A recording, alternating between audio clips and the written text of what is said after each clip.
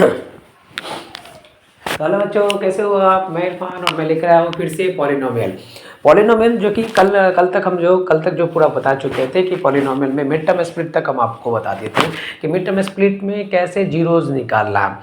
जैसे quadratic polynomial था, quadratic polynomial में 2 जीरोज होते हैं, लीनियर पॉलिनोमियल में 1 जीरोज होते हैं। तो यहाँ पे अब हम देखेंगे कि geometrical meaning of zeros of polynomial, यानी अब हम देखेंगे कि geometrical meaning of zeros of polynomial क्या मतलब क्या है कि अगर ग्राफ दिया हो और उसके अकॉर्डिंग आपको बताना है कि इसके कितने जीरोज है। ठीक है, जैसे ग्राफ आपको दे दे, ठीक है, क्वाड्रेटिक पॉलिनोमियल का ग्राफ दे दे और आपको बता दे कि इसके कितने जीरोज होते हैं, तो ध्यान से समझिएगा। जैसे हम एक ग्राफ ड्रॉ करते हैं तो उसके लिए यहाँ से देखिएगा, ये क्या हो गया, ये तो आपको एक्स एक्सिस हो गया, ये वाई एक्सिस और ये हो गया आपका एक्स एक्सिस। अब जरा ध्यान से देखिए, ये आपका क्या हो जाएगा, ओरिजिन हो जाएगा। ये आपको ओरिजिन, जीरो ओरिजिन है ना, यानी ये आपका हो गया वाई एक्सिस और ये क्या हो जाएगा आपका एक्स एक्सिस और वाई एक्सिस। इधर होता है ये निगेटिव होता, इधर पॉजिटिव, ऊपर चलेगा पॉजिटिव, नीचे जाएगा तो निगेटिव। अब जरा ध्यान से इसमें ये समझना, ठीक है, कि अगर इस तरह का ग्राफ, अगर मतलब ग्राफ के लिए अगर आपसे पूछे कि कितने जीरोज होते हैं, तो उसके लिए हम सबसे पहले ध्यान से देखेंगे कि कोई भी ग्राफ, यानी जो ग्राफ दिया हुआ वो एक्स एक्सिस को कितनी बार टच किया, यानी कितनी बार इंटरसेक्ट किया। जैसे हम यहाँ पे देख लेते हैं, ठीक है, तो इसको अगर आप देखते हो इस तरह से अगर गया हो, ठीक है, तो अगर आपसे पूछेगा कि इसका बताना है कि इसके कितने जीरोज होंगे, इसके कितने जीरोज होंगे, तो सबसे पहले ध्यान से देखिएगा, तो इस ग्राफ को अगर आप देखते हो तो एक्स एक्सिस को वो कितने बार टच कर रहा, तो आपको यहाँ पे टच कर रहा, यहाँ पे टच कर रहा, यहाँ पे कर रहा, यहाँ पे कर रहा और यहाँ पे कर रहा, आपको नहीं कर रहा, ग्राफ एक्स एक्सिस को टच कर रहा। तो ध्यान से देखिएगा, तो किसको कहाँ पे टच कर रहा है, एक्स एक्सिस को इस जगह पे कर रहा, यहाँ कर रहा, यहाँ कर रहा, यहाँ कर रहा, यहाँ कर रहा। तो देखिए तो कितने जगह पे हो गया, 1 2 3 4 5। तो इसके जीरोस जो हो जाएंगे, कितने हो जाएंगे, जीरोस आपका हो जाएगा 5। जीरोस कितने हो जाएंगे, 5 हो जाएंगे। ठीक है, अब ध्यान से देखिए, तो ये ग्राफ दे दिया, ठीक है, और हमको बोलेगा कि बताना है कि यहाँ पे देखिए, ये तो आपका ओरिजिन हो गया और यहाँ पे ये आपका वाई एक्सिस हो गया, ठीक है, ये आपका एक्स एक्सिस हो गया। ठीक है, आपको पूछ रहा है कि इसके कितने जीरोज होंगे, तो जब ध्यान से दिखेगा तो x के कितने, यहाँ पे इस ग्राफ का कितने जीरोज होगा, तो x एक्सिस को एक बार भी टच नहीं कर रहा, सिर्फ देखते जा रहा है। ठीक है, कि हम सिर्फ इसको क्या कर रहा है, इसको सिर्फ देख रहा, घूरते हुआ जा रहा ना हम सिर्फ देखते करेंगे, आएंगे ना हम तेरी गली में आएंगे नहीं। ठीक है, तो क्या हो रहा है कि जैसे सिर्फ और सिर्फ इसको देख रहा, देखते ही जा रहा और कुछ नहीं कर रहा। तो अगर किसी भी ग्राफ में देखना है कि अगर वो एक्स एक्सिस को एक बार भी टच न करता हो, तो सीधा समझिएगा उसके जीरोज कितने हो जाएंगे, एक भी जीरोज न होगा, यानी जीरोज होगा, जीरोज हो जाएंगे। कितने जीरोज हो जाएंगे, जीरो, एक भी जीरो नहीं, एक भी जीरोज नहीं। क्यों? क्योंकि ये एक्स एक्सिस को एक बार भी टच नहीं किया है, इसलिए इसका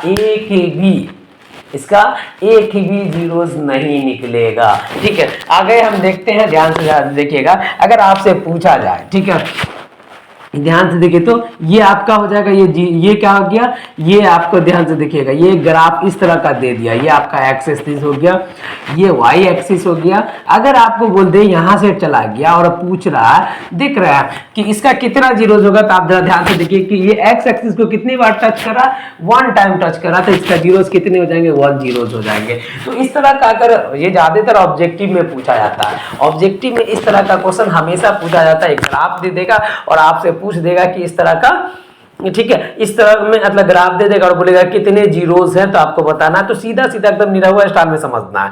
ठीक है, एकदम एसक्यू यानी सस्ता क्वेश्चन होता है, इस तरह का क्वेश्चन को हम लोग बोलते हैं सस्ता क्वेश्चन। ठीक है, सबसे सस्ता क्वेश्चन अगर होता है तो इस तरह का होता है। ठीक है, इसमें देखेंगे ग्राफ को कितने बार टच करा, एक बार टच करा तो 1 जीरोज, मतलब किसको, एक्स एक्सिस को कितने बार, एक बार तो 1 जीरोज, 2 बार करा तो 2 जीरोज, 3 बार करा तो 3 जीरोज, यानी क्या बोल रहा, ये देख रहा है, ये यहाँ पे देख ग्राफ क्या, ये एक्स एक्सिस है, ये वाई एक्सिस है, एक्स एक्सिस वाई एक्सिस, यानी हम दो हमारे गिन लो, 1 2 3 4 5, हम दो हमारे 5, तो इसके कितने जीरोज हो गए, 5 हो गए। हम दो हमारे एक भी नहीं, ठीक है, तो इसके कितने जीरोज हो गए, एक भी नहीं, और हम दो हमारे एक, यानी कितने बार टच कर रहा है एक्स एक्सिस को, है ना। एक्स एक्सिस को जितने बार टच करेगा उसका जीरोज उतना निकलेगा, ठीक है। इसमें एक चीज और अगर देख लीजिएगा ध्यान से देखिएगा, तो एक होता है आपको जीरोस पॉलिनोमियल, ठीक है। चलिए इसको पहले हम इरेज कर देते हैं, उसके बाद बताते हैं, ठीक है। जीरोस पॉलिनोमियल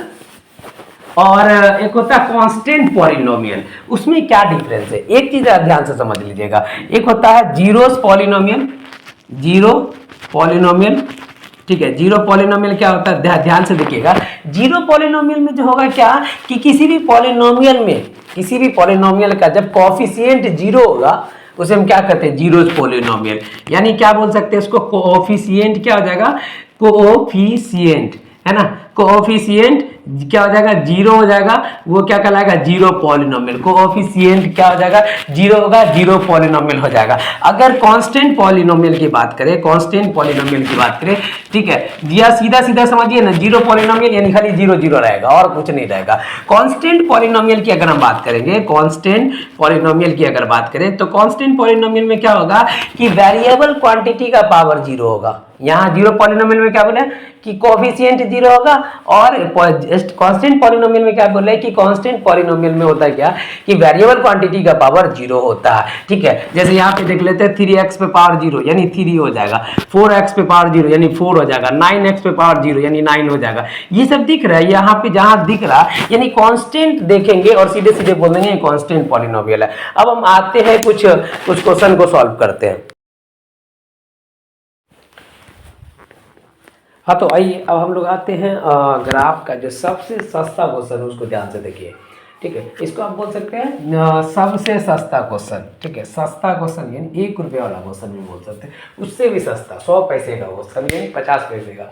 क्या बोला, the graph of polynomial P X cut the x axis at 5 point and touch it at the 2 point other, ठीक है, 2 अदर पॉइंट।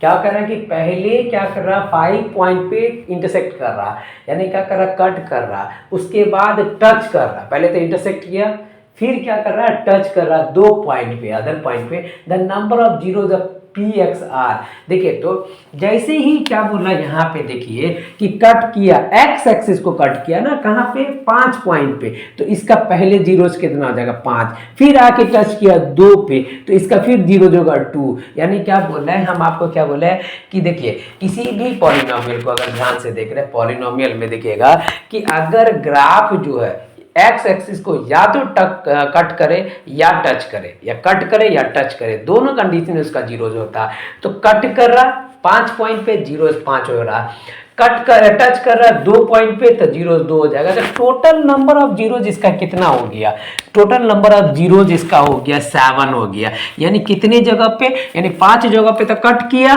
और 2 जगह पे टच किया, तो 7 क्या हो जाएगा इसका जीरोज होगा। देखिए कहीं पे 7, यहाँ पे सी जो है इसका हो जाएगा जीरोज, ठीक है। सही 7 यानी 7 जो जगह इसका जीरोज हो गया। अब ध्यान से देखिएगा, इसी का अगला क्वेश्चन देख रहे हैं। अगला क्वेश्चन में क्या बोल रहा है कि द ग्राफ ऑफ पॉलिनोमियल, ध्यान से देखते चलिएगा, the graph of polynomial P X cut Y axis, किसको कट कर रहा है वाई एक्सिस को, ठीक है। इस पे आपको कॉन्सेंट्रेट करना, किसको कट कर रहा है वाई एक्सिस को, कितने पॉइंट पे 6 पॉइंट पे, एंड टच इट, अब टच कर रहा है किसको वाई एक्सिस को, कितने पॉइंट पे 3 पॉइंट पे। The number of zeros P x का वैल्यू निकाला, पी एक्स कितने हो जाएंगे, जीरोज कितने हो जाएंगे पी एक्स का। तो ध्यान से देखिए, तो ये क्या बोल रहा, बोल ये रहा कि पहले कट किया वाई एक्सिस को कितने पॉइंट पे 6 पॉइंट पे, फिर टच कर रहा वाई एक्सिस को कितने पॉइंट पे 3 पॉइंट पे, एक्स एक्सिस को ना तो टच कर रहा ना तो कट कर रहा, छू भी नहीं रहा, सिर्फ देखते जा रहा, हाँ देख तो हाँ चलो तो रहो तो साथ साथ चल। तो मतलब क्या बोल रहा है कि सिर्फ चल रहा, देख रहा, टच कर रहा है किसको वाई को, ठीक है, टच कर रहा वाई को, कट भी कर रहा वाई को। जब x के साथ कुछ कोई छेड़छाड़ ही नहीं है तो उसका जीरोज कितना होगा, एक भी नहीं। जब x का टच या कट करेगा तभी जीरोज होगा ना, तो इसका जीरोज कितने निकले, एक भी नहीं, यानी नो जीरोज, ठीक है, कोई जीरोज नहीं होगा। तो कहाँ आ जाएगा जी, सी आपका ऑप्शन सही ऑप्शन है सी। तो इस तरह का क्वेश्चन बार बार आपको ऑब्जेक्टिव में पूछा जाता है, ठीक है। इसको चलिए इस तरह का क्वेश्चन देखते हैं। कल का जो क्वेश्चन बताए थे मिड टर्म स्प्लिट उसी से रिलेटेड है, यहाँ पे कुछ आगे भी करके दिखाएंगे, ठीक है। यहाँ देखिएगा कि find the zeros of polynomial P X equal to X square minus 3x plus 10, यानी इसका आपको जीरोज निकालना है। मिड टर्म स्प्लिट के लिए हम क्या करते हैं, देखिए तो पी एक्स का वैल्यू क्या देखिए, पी एक्स का वैल्यू आपको दिया, पी एक्स इक्वल टू दिया x square minus 3x minus 10, mid term split क्या करता है कि कांस्टेंट टर्म को एक्स स्क्वायर के कोफिशिएंट से मल्टीप्लाई करना है। तो कांस्टेंट टर्म आपका -10 है, एक्स स्क्वायर का कोफिशिएंट 1 है, यानी 10 को इस तरीके से तोड़ना है। ध्यान से सुनिए, 10 को इस तरीके से प्राइम फैक्टराइजेशन के फॉर्म में तोड़ना है कि ऐड या सब्ट्रैक्ट करने पर बीच वाला टर्म आ जाना चाहिए, मल्टीप्लाई करने पर -10 आ जाना चाहिए, मल्टीप्लाई करने पर -10। इन दोनों का प्रोडक्ट कितना आ रहा है? -10 आ रहा है। ठीक है, तो ध्यान से देखिए, तो 2 5 जा 10, अगर हम 2 में से 5 सब्ट्रैक्ट करेंगे तो कितना बचेगा? -3 बचेगा, और इन दोनों को अगर मल्टीप्लाई करेंगे तो 10 आ जाएगा। अब कैसे मल्टीप्लाई करेंगे? जो 10 आना चाहिए -10, तो यहाँ से देखिए, तो एक्स स्क्वायर, अगर हम इसको ऐसा लिख दे कि +2x - 5x - 10, 2 5 जा 10, -5 को 2 से मल्टीप्लाई कीजिएगा तो -10, और -5 + 2 -3 आ जाएगा। तो यहाँ से इन दोनों के बीच में क्या कॉमन है? x कॉमन है, तो यहाँ बचेगा x + 2। इन दोनों के बीच में क्या कॉमन है जी? कॉमन खेल लेते हैं, तो माइनस दोनों में, तो माइनस कॉमन ले लेते। अब 5 से ये भी डिवाइड हो रहा, ये भी डिवाइड हो रहा है, तो 5 अगर हम ले लेंगे तो यहाँ से बचेगा x + 2, यानी आपका हो जाएगा x - 5 और x + 2। ठीक है, अब जरा ध्यान से देखिएगा कि इसका हमको तो 0, ये तो हमको क्या निकला? ये तो हमको क्या निकला जी? ये दिख रहा है, ये तो प्रोडक्ट निकला ना, फैक्टर निकला। हमको फैक्टर तो निकालना नहीं, हमको जीरोस निकालना है। ठीक है, तो हमको जीरोस निकालने के लिए क्या करेंगे? फ्रॉम px = 0, यानी क्या हो जाएगा? x - 5 = 0, और ये हो जाएगा x + 2 = 0, यानी x का वैल्यू आ जाएगा 5 और यहाँ से x का वैल्यू आ जाएगा 2। ठीक है, -2। अब जरा सा देखिए, तो एक जीरो जब आपका 5 निकला, एक जीरो जब आपका 2 निकला, तो क्या ये दोनों जो है इसका जीरोज है या नहीं है? चेक कर लेते हैं। ठीक है, तो जब ध्यान से देखिए, तो चेक करने के लिए हम क्या करते हैं? देखिए, चेक करने के लिए हम करते हैं कि P5 करते हैं। P5 मतलब क्या हो जाएगा? ये हो जाएगा 5 का स्क्वायर -3 × 5 - 10, तो ये हो जाएगा 25, ये हो जाएगा -15 - 10, ये हो जाएगा 25 - 25, ये हो जाएगा 0, यानी आपका जो है ये 5 जो है इसका जीरोज है। अब देखते हैं कि क्या -2 भी उसका जीरोज है, देख लेते हैं। तो -2 के लिए हम क्या करते हैं? P - 2 = क्या हो जाएगा? x स्क्वायर -3x - 10, यानी हो जाएगा -2 का स्क्वायर -3 × -2 -10, ये हो जाएगा +4 माइनस प्लस हो जाएगा +6 और -10, ये हो जाएगा +10 -10, यानी ये हो जाएगा 0। ठीक है, यहाँ से आप देख रहे हैं कि ये हो गया इसका, ध्यान से देखिए, ये क्या हो गया? ये आपका इसका जीरोज है, यानी 2 भी -2 भी इसका जीरोज है, और यहाँ से आपका जो है 5 भी इसका जीरोज है। अब कुछ हम इससे अलग क्वेश्चन देते, ठीक है। अब ध्यान से देखिएगा, आगे जो हम बताएंगे इसके बीच का रिलेशन, यानी अल्फा प्लस बीटा क्या होता, अल्फा इंटू बीटा क्या होता, वो आगे बताएंगे। पहले इस तरह से क्वेश्चन कुछ कर लेते हैं। देखते हैं इस तरह का क्वेश्चन को। इस तरह का क्वेश्चन में क्या बोल रहा है कि if one of the zeros of quadratic polynomial, अगर क्वाड्रेटिक पॉलिनोमियल दिया हुआ जिसका जीरोज देख लेते क्या दिया, if the one of the zeros of quadratic polynomial k - 2x² + kx + 1 is 1, यानी इस क्वाड्रेटिक पॉलिनोमियल का एक जीरोज अगर 1 दे दिया तो आपको निकालना क्या है कि k का वैल्यू निकालना है कि k क्या हो जाएगा। तो देखिए, तो हम सबसे पहले देख लेते हैं px = क्या, px = दिया हुआ k - 2 × x² + kx + 4 दिया हुआ। ठीक है, और यहाँ पे क्या हो जाएगा p1 ना, यानी p1 अगर आप पुट कीजिएगा, यानी p1 पुट कीजिएगा तो p1 इसका जीरो है, अगर जीरो है तो इस सबको क्या करेगा? जीरो को इक्वल कर देगा। तो जीरो को इक्वल करेगा तो यानी k - 2 × 1 का स्क्वायर + k × 1 + 4 = 0। ठीक है, क्योंकि 1 जो है इसका जीरोज है, तो यहाँ से 1 का स्क्वायर तो 1 ही हो जाएगा, यानी k - 2 इन प्लस k + 4 = 0। यहाँ से देखिए, तो ये k और ये k मिलकर क्या बनाएगा? 2k, और ये हो जाएगा -2 + 4, ये हो जाएगा आपको हो जाएगा +2 = 0, यानी आपका ये हो जाएगा 2k = -2, k का वैल्यू हो जाएगा -1, यानी k का वैल्यू क्या हो जाएगा? -1 हो जाएगा।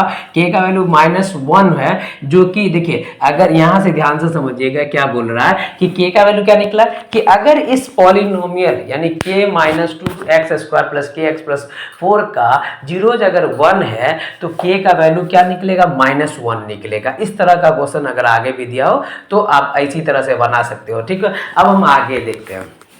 ये क्वेश्चन जो 2023 में पूछा गया था, क्या बोल रहा है कि अगर px यानी द फाइंड द रूट्स, यानी जीरोज बोले या रूट बोले, ठीक है, find the roots of P X equal to X square plus 4x+3 using the mid term splitting. Mid term splitting का यूज़ करके इसका रूट्स निकालना, जो कि 2028 में पूछा गया। ये क्या है जी? सस्ता क्वेश्चन है, बहुत ही सस्ता क्वेश्चन। BSQ बहुत ही सस्ता क्वेश्चन। ध्यान से देखिएगा क्या दिया हुआ, पी एक्स इक्वल टू दिया हुआ x² plus 4x+3। Mid term split के लिए हम क्या करते हैं, x² के कॉफिशिएंट पर क्या करते हैं, x² के कॉफिशिएंट के कांस्टेंट टर्म से मल्टीप्लाई करते हैं। तो कांस्टेंट टर्म 3 है, x² का कॉफिशिएंट 1 है। 3 को ऐसा तोड़ना है कि ऐड या सब्ट्रैक्ट करने पर 4 हो जाए। तो आपको ऐसा लिख सकते हैं, देखिए, तो ऐड या सब्ट्रैक्ट करने पर 4 जाना चाहिए, मल्टीप्लाई करने पर 3 ही होना चाहिए। तो x² यहाँ से हो जाएगा x+3 देखिए, इन दोनों को ऐड कीजिएगा तो 4 हो जाएगा, इन दोनों के कोएफिशिएंट को मल्टीप्लाई कीजिएगा तो 3 हो जाएगा। यानी यहाँ से आप देखिए, इन दोनों में कॉमन क्या, x कॉमन है, x+1। यहाँ से दोनों में कॉमन क्या, 3 कॉमन है, x+1। ठीक है, अब जरा सा देखिए तो यहाँ हो जाएगा x+3 इंटू x+1। ये तो आपका फैक्टर निकला। नाउ हमको जीरो रूट्स निकालना है ना, जीरोस निकालना यानी रूट्स निकालना from P X equal to zero. P X equal to zero यानी x+3 इक्वल टू जीरो, और दूसरा हो जाएगा x+1 इक्वल टू जीरो, यानी x का वैल्यू हो जाएगा -3 और x का वैल्यू हो जाएगा -1। देखें ये है ना, ये दोनों जो है इसका जीरोज हो गया, यानी रूट्स हो गया है। सबसे सस्ता क्वेश्चन